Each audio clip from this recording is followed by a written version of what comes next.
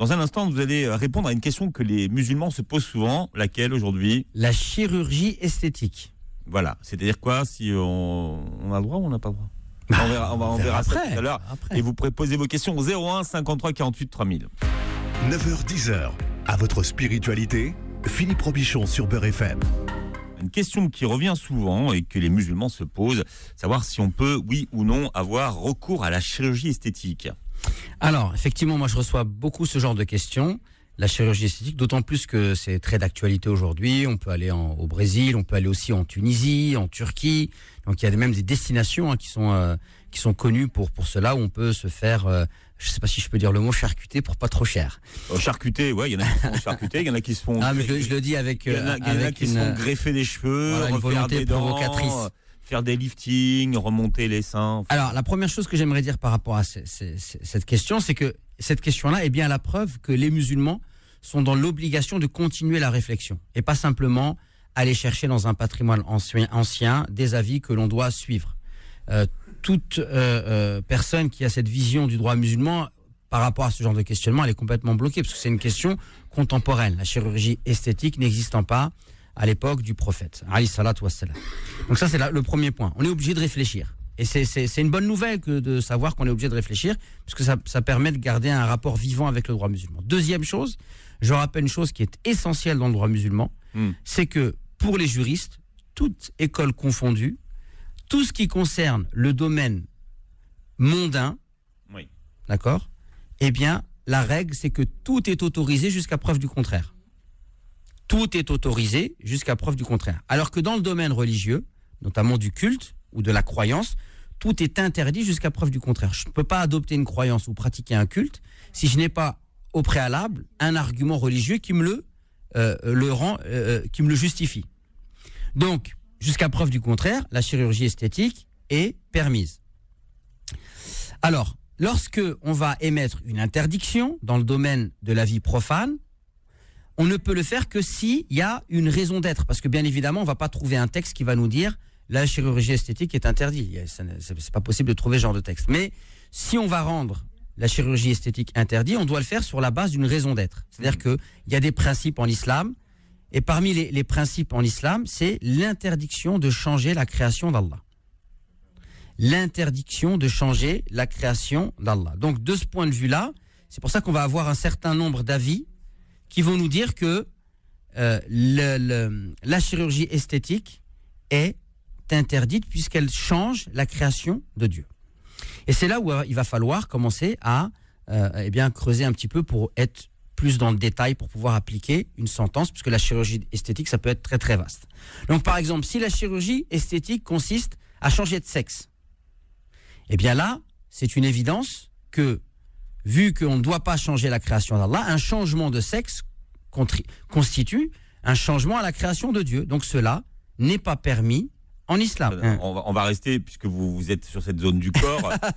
Il faut savoir qu'une des demandes qui se font de plus en plus aujourd'hui, c'est ce qu'on appelle les chirurgies des parties intimes. Donc là, vous avez répondu sur changer de sexe. Mais quelqu'un qui voudrait pratiquer une chirurgie des parties intimes. Alors après, il faut savoir qu'une des opérations qui est le plus demandée dans le monde arabe, c'est l'agrandissement du pénis, par exemple, qui est une opération de chirurgie esthétique. Donc là, il n'y a pas de changement. Est-ce que... Alors là, je donnerai une règle à la fin pour pouvoir se positionner par rapport à cela. Parce qu'effectivement, si on veut énumérer toutes les opérations les unes avec les autres, ça va être compliqué. Il ne ferait plus d'une émission pour le faire. D'accord. Mais juste, je donne des exemples. Mais par exemple, se faire circoncire. Parce qu'en fait, j'essaie de déconstruire une vision simpliste. Pour certains, j'ai trouvé ça sur Internet. La chirurgie esthétique est interdite puisque cela constitue un changement à la création d'Allah. Mais tant qu'on n'a pas défini clairement ce que c'est qu'un changement à la création d'Allah, ça devient difficile. Changement à la création d'Allah, c'est subtil. Donc, changer de sexe, oui, c'est un changement à la création d'Allah. Mais se circoncire, se faire circoncire, c'est connu chez tous les musulmans que c'est une pratique légiférée et que ce n'est pas un changement à la création de Dieu. Comme se couper les cheveux, par exemple. Et donc, c'est pour ça qu'on va trouver chez certains rigoristes le fait de dire que se raser la barbe, c'est un changement à la création d'Allah. Non, les poils, raser la barbe, c'est pas un changement à la création d'Allah. Même si pour certains juristes, c'est un acte illicite, mais ça fait pas l'objet de l'unanimité. D'ailleurs, je renvoie les gens à une vidéo que j'ai faite sur cette question que j'ai détaillée, le statut de la barbe en islam. Et donc, mais c'est ça qui va nous permettre de mettre le curseur sur la chirurgie esthétique. Comme par exemple le tatouage permanent. Un tatouage permanent, eh bien, c'est illicite, car pour certains savants, c'est un changement à la création d'Allah. Ça change l'apparence et c'est définitif. Comme quelqu'un qui va se faire un point sur le visage ou qui va se tatouer quelque chose sur son bras ou sur son dos. Alors, par exemple, la greffe de cheveux. Alors, je réponds à cette question quand même parce que j'aimerais dire à nos auditeurs et à nos auditrices que vous me l'avez demandé. Non, c'est moi qui vous l'ai demandé. Vous me l'avez suggéré. Pourquoi je me l'ai suggéré? Parce que j'ai dans mon entourage beaucoup de gens qui sont des musulmans qui se font greffer des cheveux. Alors, avant de répondre à cette question, en fait, ce qu'il faut discerner, c'est deux choses. Alors, il y a un savant français contemporain qui s'appelle Tahar Mehdi qui a donné une subdivision que je trouve intéressante. Il a parlé de chirurgie esthétique et de chirurgie réparatrice. Si une personne a un accident et qu'elle a besoin de se reconstituer, elle va faire de la chirurgie esthétique, mais dans ce cas-là, elle est réparatrice. Si, par exemple, une personne a une malformation, elle naît avec 6 orteils, par exemple. Donc, elle peut faire une chirurgie réparatrice. Un autre exemple, et j'ai eu à traiter ce cas il n'y a pas très longtemps, une femme qui me dit « je n'arrive pas à trouver de mari ». Parce qu'en fait, mon nez est disproportionné. Dès que quelqu'un me voit, il me refuse à cause de mon nez. Donc, alors là aussi c'est pareil, c'est très subjectif, mais s'il s'avère qu'une personne a une malformation ou quelque chose qui l'a disqualifié notamment par rapport au mariage, ou quelque chose qui l'a fait vraiment souffrir et qui atteint sa santé psychologique, il est permis, mais il faut demander un avis, il est permis d'avoir recours à la chirurgie esthétique dans ce cas-là. Par contre, la chirurgie pleinement esthétique, c'est-à-dire que je me fais un petit nez, je me fais gonfler mes seins, etc., cette chirurgie-là, elle n'est pas permise en islam. Mais tout ce qui relève de la chirurgie réparatrice ou de permettre d'améliorer la santé physique, psychologique, alors cela est permis en islam. Le bec de lièvre, par exemple. Alors c'est pareil, c'est aléatoire. Mais en fait, c'est aussi lié à la culture. Si par exemple, vous êtes dans un endroit et la forme de votre visage n'est pas... ça vous disqualifie pas auprès de tout le monde, bah non, on va pas faire une chirurgie esthétique pour un oui ou pour un non. Mais il y a des cas quand même où des gens ils peuvent avoir je sais pas, comme on a parlé du gros nez ou une forme de la bouche, mais vraiment qui est vraiment disqualifiante.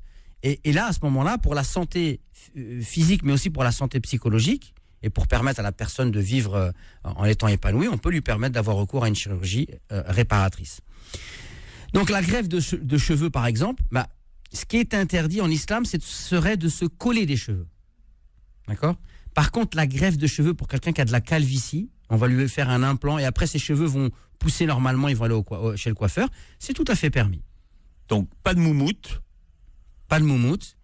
Mais des implants. Pas de prothèse capillaire, mais un plan pas interdit. Une greffe, c'est tout à fait permis. Il y a plein de savants contemporains qui l'autorisent parmi les plus rigoristes, entre guillemets. Bien. Les teintures.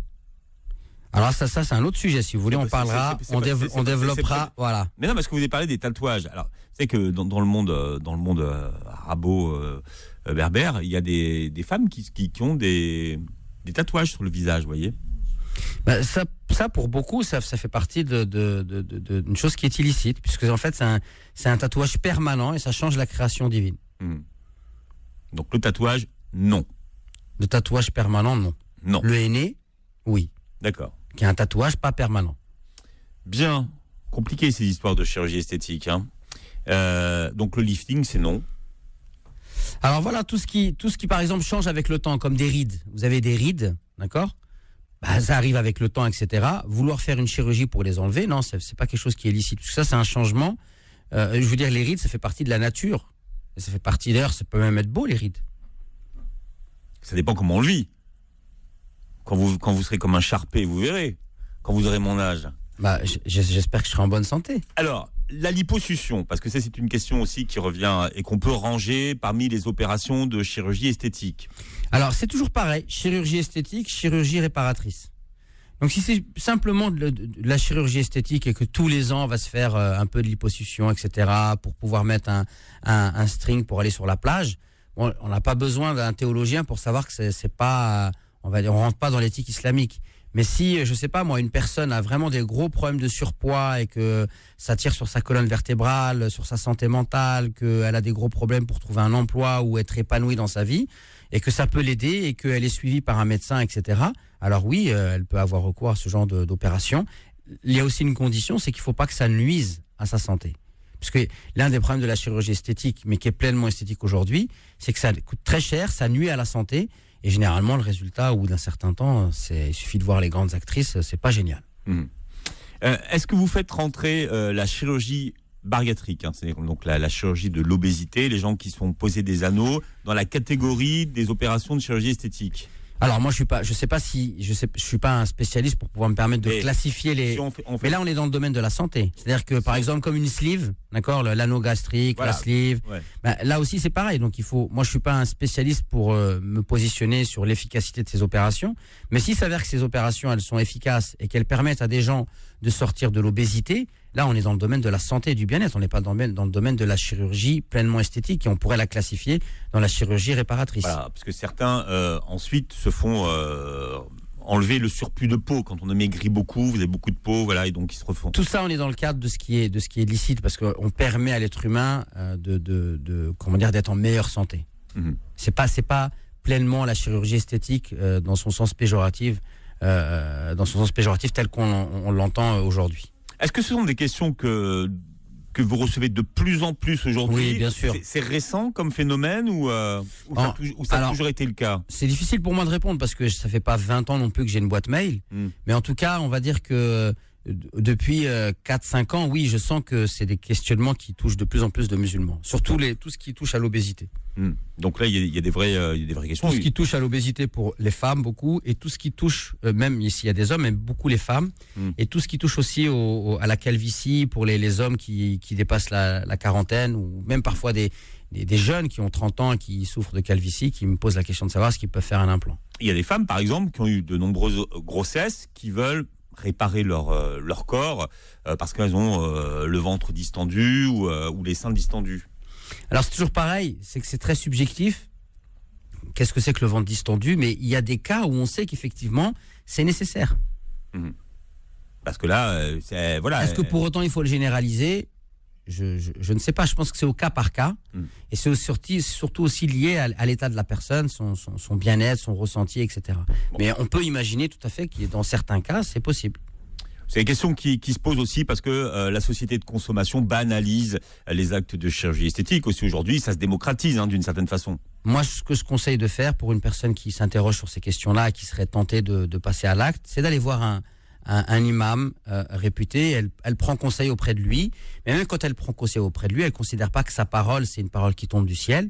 Elle discute avec lui, elle lui explique, et puis à ce moment-là, elle voit ce qu'il en est. D'ailleurs, il y a chaque année le salon du Bourget, et dans le salon du Bourget, il y a un bâtiment ou une espèce de tente qu'on appelle Dar el-Fatwa. Il y a des gens de qualité là-bas. Il y a même des femmes théologiennes. Elle peut aller les voir et leur poser ces questions-là à ce moment-là. Il faut dire qu'aujourd'hui, maintenant, la chirurgie esthétique, ça concerne les femmes et les hommes à peu près de la même façon. C'est vrai. C'est pas pour les mêmes zones, mais ça concerne de la même façon. Alors, chaque semaine, il y a une question qui sera développée, Ismaël Mounir. On mettra les vidéos sur le... On n'a pas répondu à votre histoire de pénis. Alors oui, les injections de...